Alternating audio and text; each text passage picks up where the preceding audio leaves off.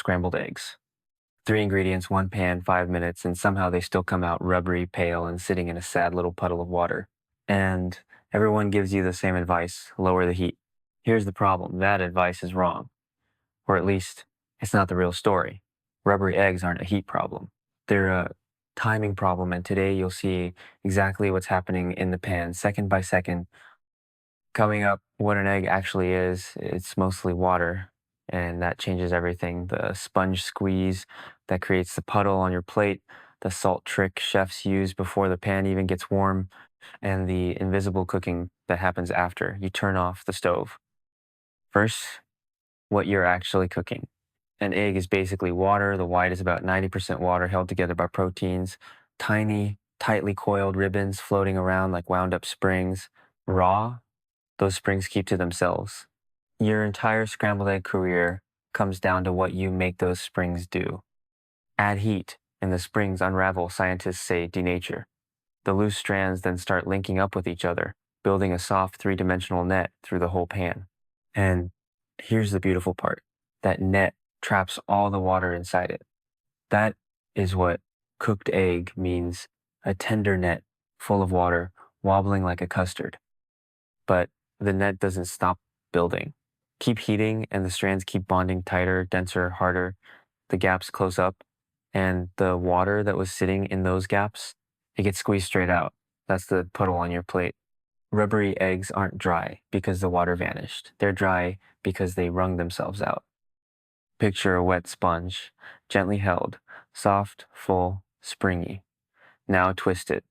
Every drop comes out, and you're left holding a stiff, dense little brick. That is precisely what overcooked egg protein does.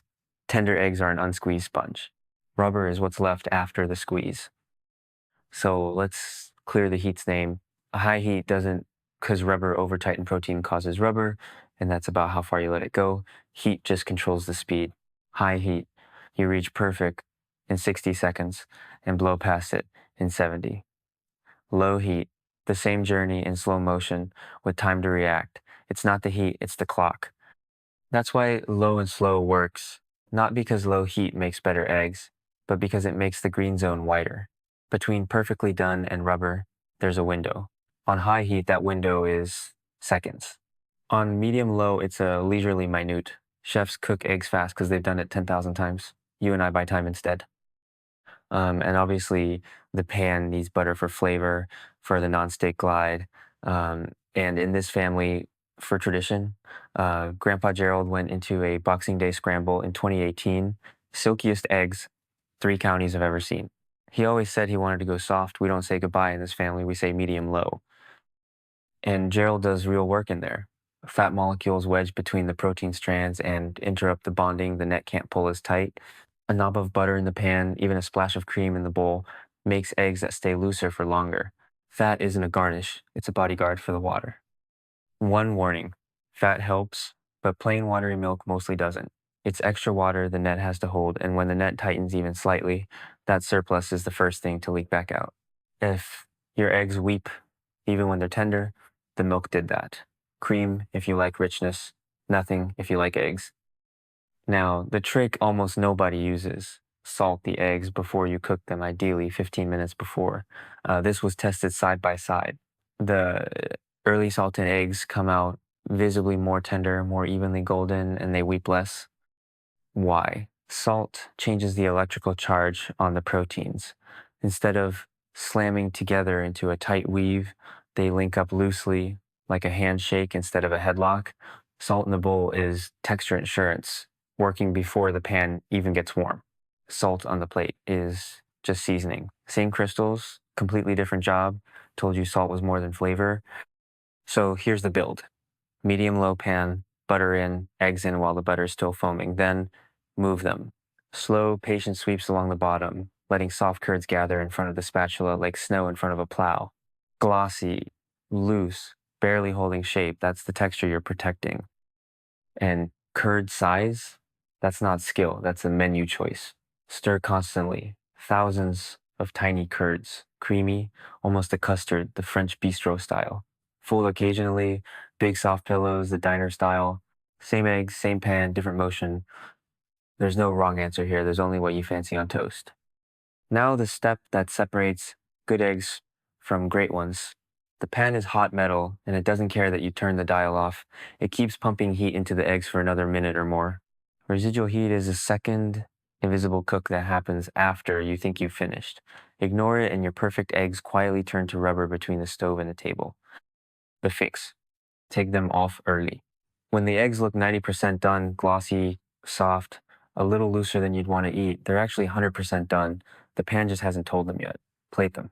They'll finish setting on the toast. If they look perfect in the pan, they're overcooked on the plate. Honestly, the last 10 seconds of scrambled eggs should feel like a getaway. Heat off, pan off the burner, eggs onto the toast, go, go, go. Every second on that hot metal is another turn of the sponge. Speed at the end is worth more than any gadget in your kitchen. Look at the difference. Same eggs, same pan, same 3 minutes of your morning. Left, salted early, buttered, medium low, pulled early. Right, unsalted, splash of milk, full heat, cooked until they look done. The right-hand plate followed the instincts everyone has. The left one followed the protein. The whole method in one breath. Salt the eggs, wait 15 minutes, butter in a medium-low pan, sweep slowly, and pull them while they still look slightly underdone. 5 decisions. Not one of them is difficult. Together, they're the difference between rubber and silk. And here's the quiet upgrade. This isn't just breakfast.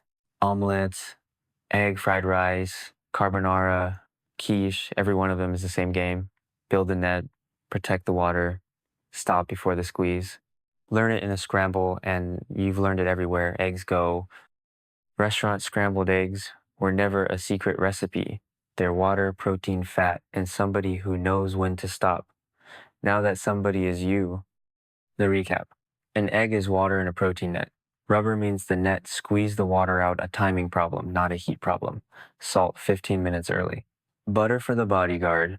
Skip the plain milk. Medium low buys you a wide window. And pull them off, glossy, the pan finishes the job whether you like it or not. Next up, the chip. You drop a soggy white stick into hot oil, and 4 minutes later it's golden, crispy, and the best thing on the plate. What actually happens in there? It involves steam explosions, a crust built in layers, and the reason soggy chips were doomed before they hit the oil. Next video, what actually happens to a chip inside the fryer? Bring a towel. It gets steamy.